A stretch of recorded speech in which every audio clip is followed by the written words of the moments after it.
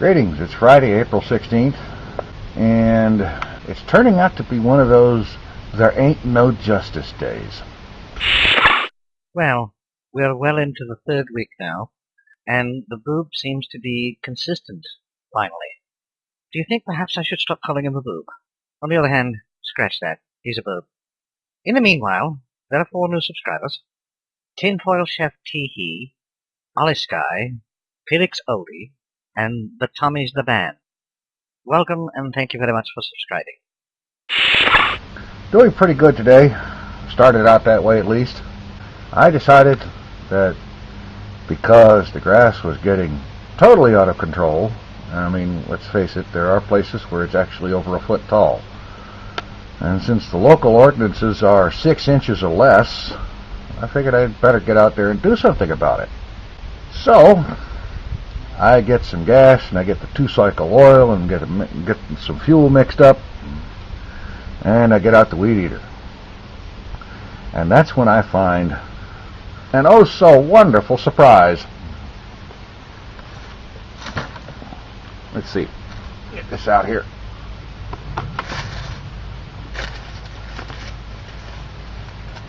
I don't know if you can see this in the glare or not. But right in here, where the fuel line comes to out of the tank, that fuel line is actually rotted. It is rotted and there's a hole in it. So the fuel is never going to get into the engine. It would be sucking air instead, you know, and that's not going to run the engine much. So I think to myself, okay, there's 2 weed eaters, and I actually do have 2 of them. I got out the second one. Its fuel tank and fuel lines are fine, but it's the one that doesn't run. First thought I had was, well, okay, take the fuel tank off the one that doesn't run and put it on the one that does run. It sounds like a simple proposition, but it's not.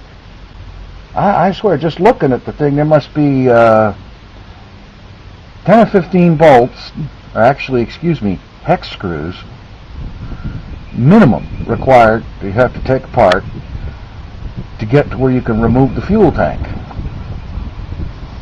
And I wouldn't be at all surprised to get in there that far and find you need some kind of special tool that you have to go to the weed eater people to get. I don't know, maybe I'm wrong. I haven't actually gone so far as to try to take the thing apart, and frankly, I'm in no mood to. Of course, the next obvious thing is, okay, get out the lawnmower and use it instead, which is what you should be using to mow the lawn with in the first place. Well, that's true, except for 2 things. Number 1, this lawnmower needs a little bit of work on it before it can run, and even then, that first startup of the year is a real nasty mother. That sucker will not easily start the first 2 or 3 times of the year. Once it's been started and has had a chance to run for a while and warm up, then it's fine. The second reason for not using the lawnmower is that, as I said, some of that grass is over a foot tall and thick, and the lawnmower would simply choke on it. Well, I guess I won't be mowing and vlogging now, will I? At least not today. I'm going to be having somebody take a look at this weed eater and see if we can get one of these machines running, preferably before the local ordinance gets enforced on me. Okay, as for the question of the day, yes, the question of the day is returning. Today's question of the day. If you could have any one superpower, what would it be, and how would you use it?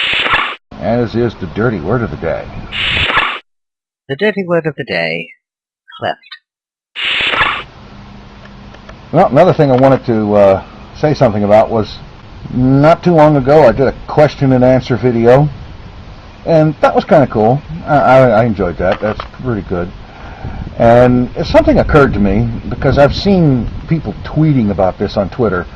You know, they'll say, ask me anything, and they'll give a URL for FarmSpring something or other, where you can ask a person a question anonymously, and they can answer, not answer, say something nasty to you, whatever. I figured, why not do a YouTube version of that? leave a comment or a video response with your question. If you leave a video response, I will use the video response and let you ask the question that way.